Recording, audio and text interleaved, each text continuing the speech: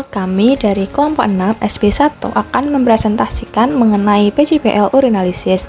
Berikut ini anggota kelompok kami. Yang pertama Claudia dengan NIM 021, yang kedua Bintang dengan NIM 078, yang ketiga Julia dengan NIM 014, yang keempat Ranum dengan NIM 022, yang kelima Renita dengan NIM 010, dan yang terakhir Safira dengan NIM 079.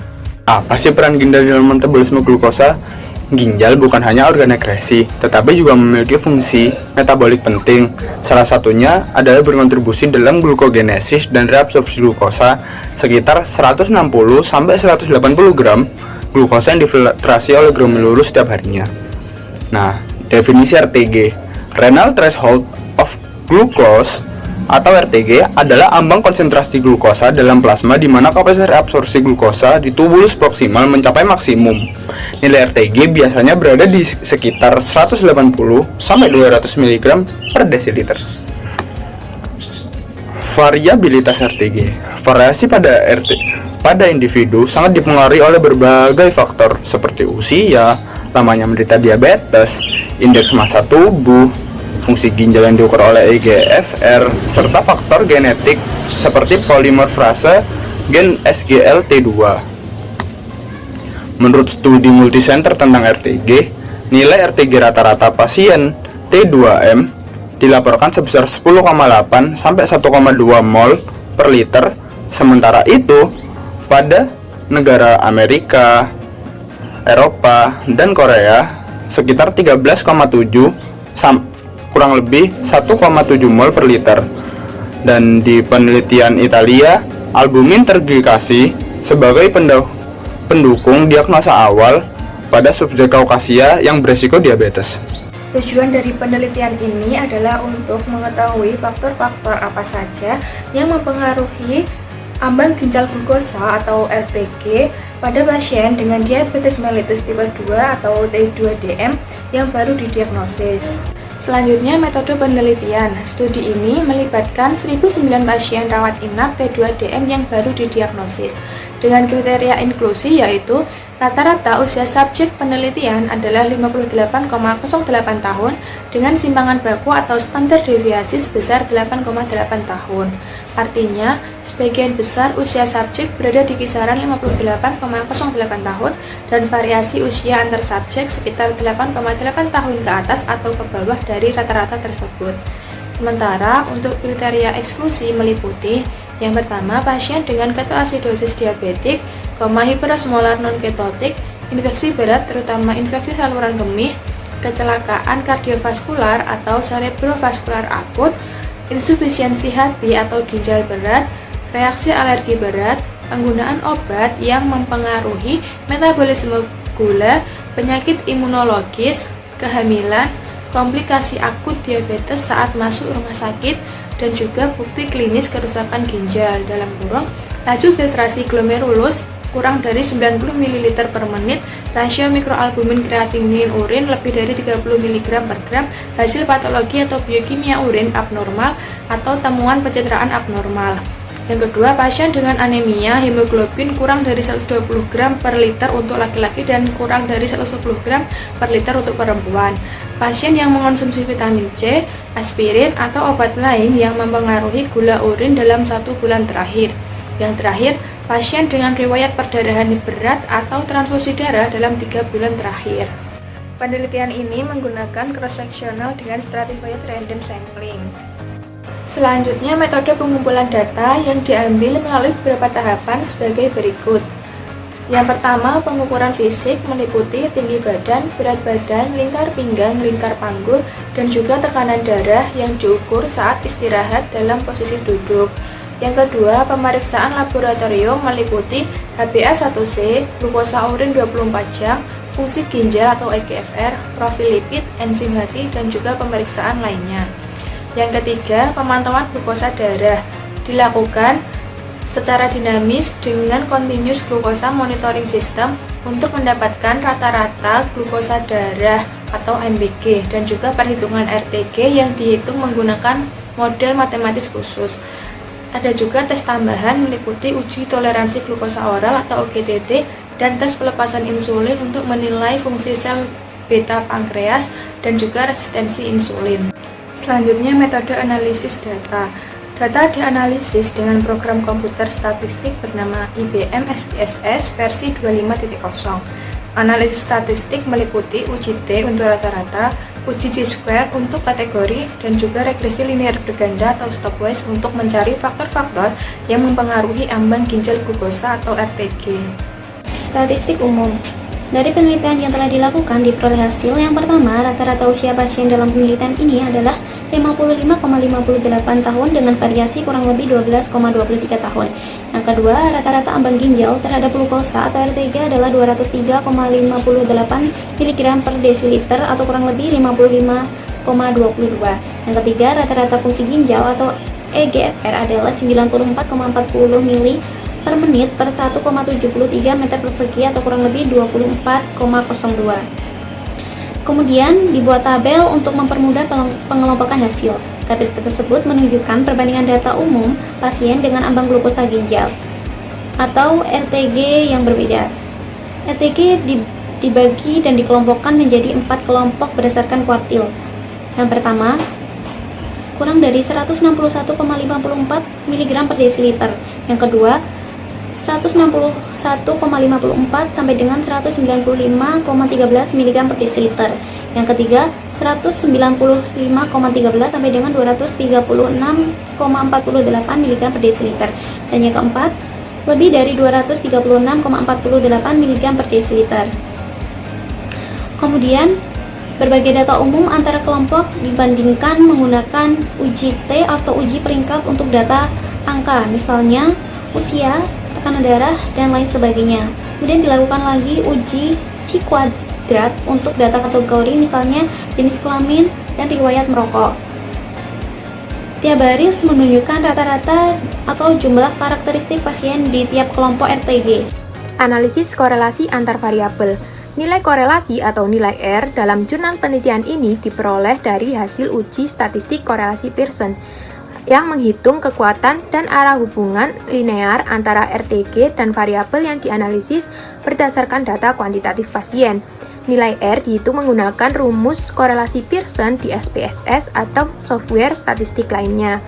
Nilai R atau koefisien korelasi Pearson berkisar dari -1 hingga +1. Nilai R lebih dari 1 menunjukkan arah hubungan positif, sedangkan nilai R kurang dari 1 menunjukkan arah hubungan negatif. Dan untuk nilai P adalah nilai signifikansi untuk menunjukkan bahwa hasil korelasi tersebut signifikan secara statistik. Batas umum nilai P biasanya P kurang dari 0,05 dan dianggap signifikan. Nah, dari hasil analisis korelasi antar variabel tadi, ditemukan bahwa terdapat hubungan yang signifikan secara statistik antara RTG dengan berbagai variabel klinis.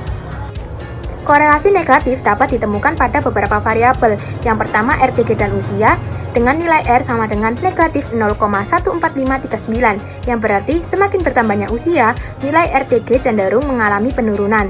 Hubungan negatif juga tampak pada kadar MBG atau rata-rata glukosa darah, HOMA-IR atau indikator resistensi insulin, blood urea nitrogen, kreatinin, asam urat, TSH atau hormon perangsang tiroid, dan beta-2 mikroglobulin. Nilai-nilai negatif ini menunjukkan bahwa peningkatan nilai-nilai tersebut cenderung diikuti oleh penurunan RTG.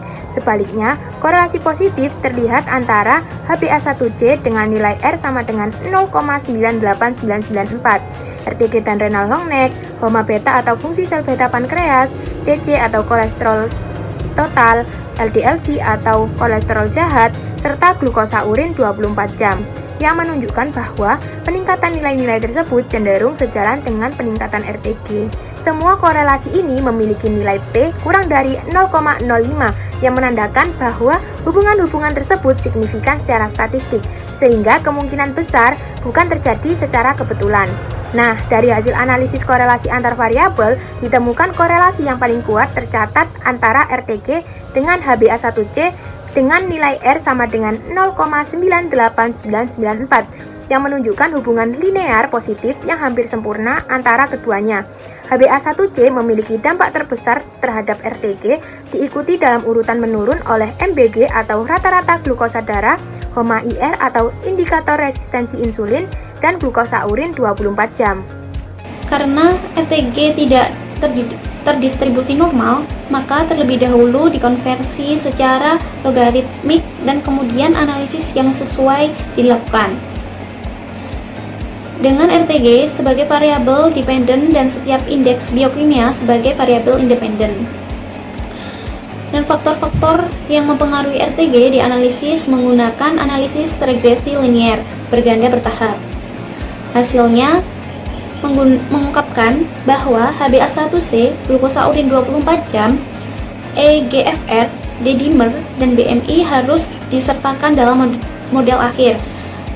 P kurang dari 0,05, di mana HbA1c memiliki dampak terbesar pada RTG diikuti dalam urutan menurun oleh glukosa urin 24 jam, eGF, D-dimer, dan BMI.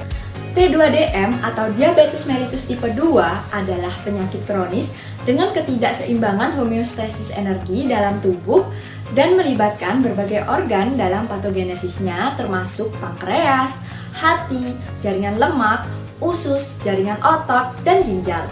Efek regulasi ginjal terhadap metabolisme glukosa meliputi gluconeogenesis, penggunaan glukosa, filtrasi glomerulus, dan reabsorpsi tubulus contortus proximal.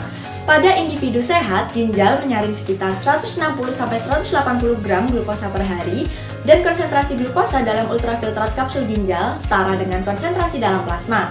Namun, dalam kondisi normal, hampir tidak ada glukosa dalam urin yang menunjukkan bahwa seluruh glukosa telah direabsorpsi. Secara klinis, ditemukan perbedaan konsentrasi glukosa urin pada kadar glukosa darah yang sama. Satu studi menunjukkan bahwa RTG pada penderita T2DM berkaitan dengan usia, lamanya penyakit, dan indeks massa tubuh atau BMI. Namun, faktor-faktor yang mempengaruhi RTG pada pasien diabetes yang baru terdiagnosis masih belum jelas diketahui. Kemampuan tubulus ginjal dalam mengubah reabsorpsi glukosa dengan mengatur ekspresi SGLT2 bersifat dinamis seiring dengan kadar glukosa darah. Satu studi pada model hewan diabetes mengungkapkan bahwa ekspresi SGLT2 meningkat sehingga meningkatkan reabsorpsi glukosa ginjal dan menyebabkan hiperglikemia yang memburuk. Studi sebelumnya juga menunjukkan bahwa pada pasien dengan nefropati diabetik awal, ekspresi SGLT2 dalam sel epitel tubulus ginjal proksimal meningkat, menyebabkan peningkatan reabsorpsi natrium dan menurunnya ion natrium yang melewati macula densa pada mekanisme umpan balik tubuloglomerular. Hal ini menyebabkan hiperfiltrasi glomerulus dengan perfusi tinggi, tekanan tinggi, dan hipertrofi kompensatorik dari sel epitel tubulus ginjal sehingga terjadi peningkatan signifikan ekspresi SGLT2 yang menyebabkan peningkatan reabsorpsi glukosa dan penurunan ekspresi glukosa urin serta meningkatkan RTG. Dalam studi ini, pemantauan glukosa darah dinamis dilakukan untuk menghitung glukosa darah rata-rata pada pasien yang kemudian digunakan untuk menghitung RTG.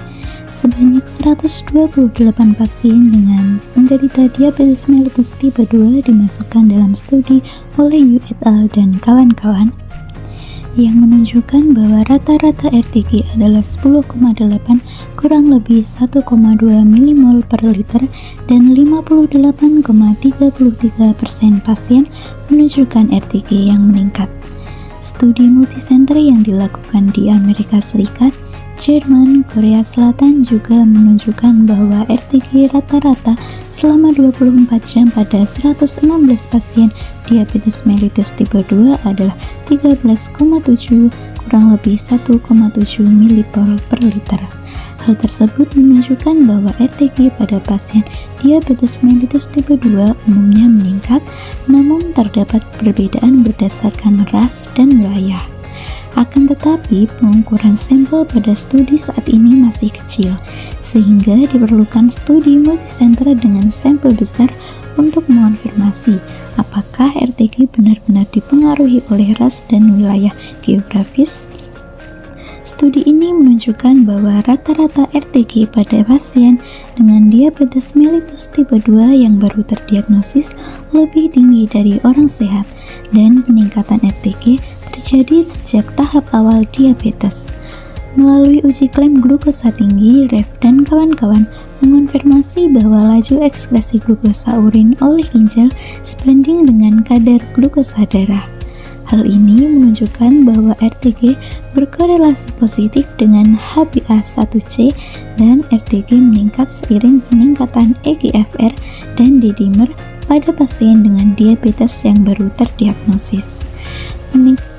Peningkatan D-dimer dapat mendorong adesi dan agregasi trombosit, merusak langsung sel endotel vaskuler, serta membentuk endapan mikrokristal pada dinding kapiler ginjal yang menyebabkan penyempitan bahkan oklusi mikrovaskular ginjal.